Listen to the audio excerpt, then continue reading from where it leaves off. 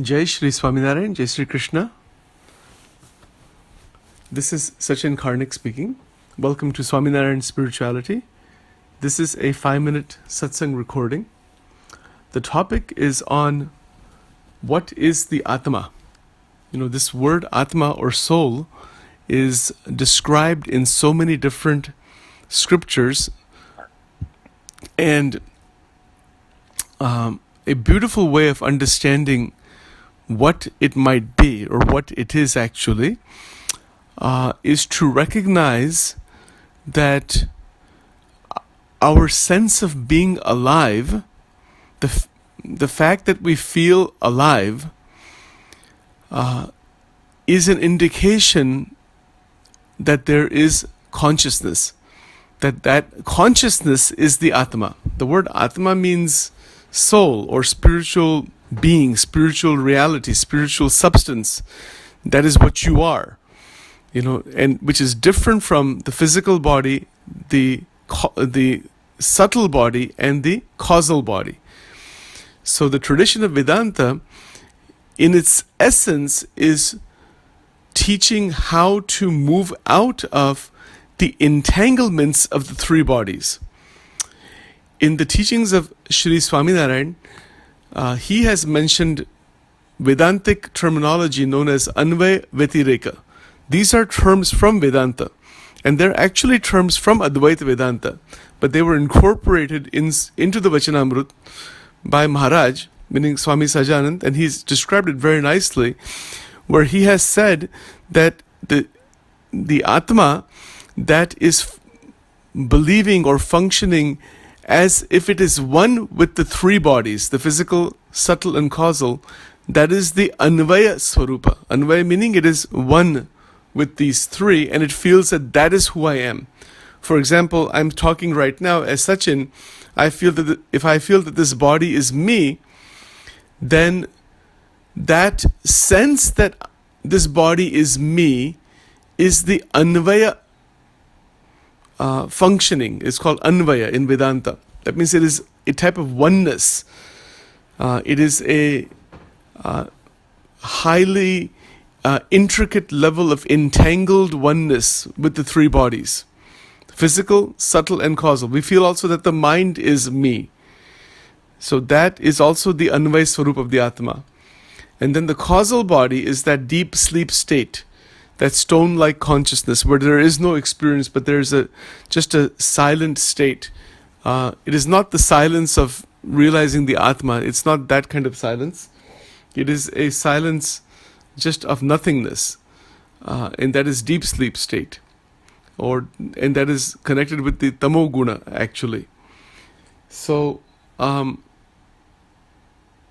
Atma is actually different from these entanglements. So when it is entangled in these three, or when it believes that the three bodies are me, that is called Jivatma.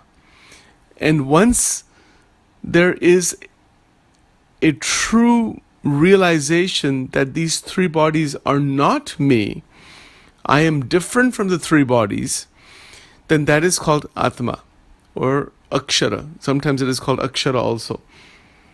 So that oneness is there with the Atma and the Akshara. Akshara meaning the imperishable, or Akshara simply means imperishable in simple way.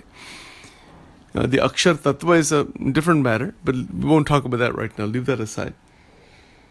So the Atma is actually who we are, but we don't know that, and it's not an object of knowledge.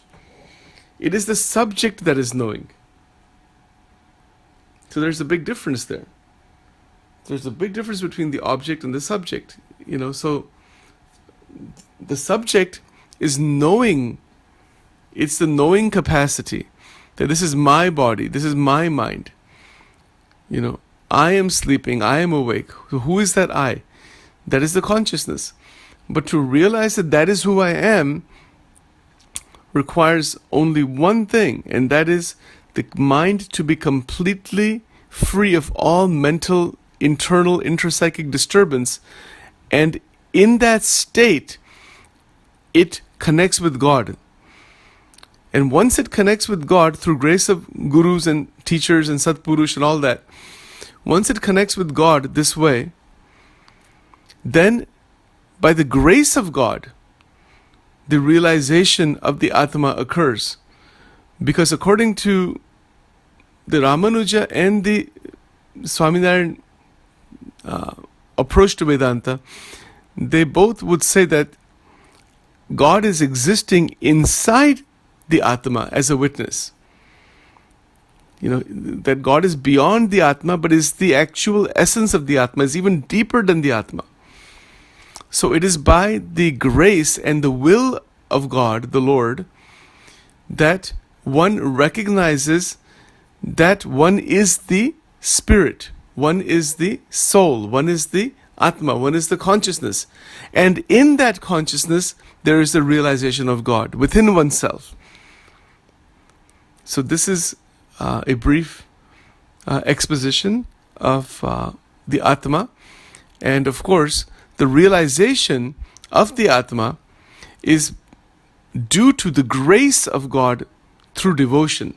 This is a central point emphasized by Bhagavan Swaminarayan and by the theistic, meaning the traditions that believe as God, in God as supreme, and not just that the Atma is the Paramatma. It's not like that the Atma is the Paramatma. Many people believe that way. The Atma is actually the body of the Paramatma. This is Vishishtadvaita. Now, you can say that the Atma is the Paramatma from the standpoint of the Paramatma, only the Paramatma is existing. So one can say, in that sense. But from where we are, practically, actually, we are actually mostly at that jiva level, thinking that we are the mind and the body and the senses, and the outside world and the activities thereof. But we are the observer of all of this. So the non-dualistic Advaita Vedanta is really just emphasizing this one point, that you are that consciousness that is observing this entire phenomenon, and you are not that phenomenon. You are different from that. You are that consciousness, and recognize who you are. Know thyself. This point is made by most spiritual teachers. In the Vachanamrut Garada Pratham number 20, this point is made very clearly, where Swami Sajananda is saying very clearly, Bhagavan Swaminarayan, he says that one who does not know who he is, or one does not know or recognize, not just not knowing, but it's the recognition that we are that divine spirit, then we are in a state of ignorance, agnani, one who is agnani. And from there suffering comes.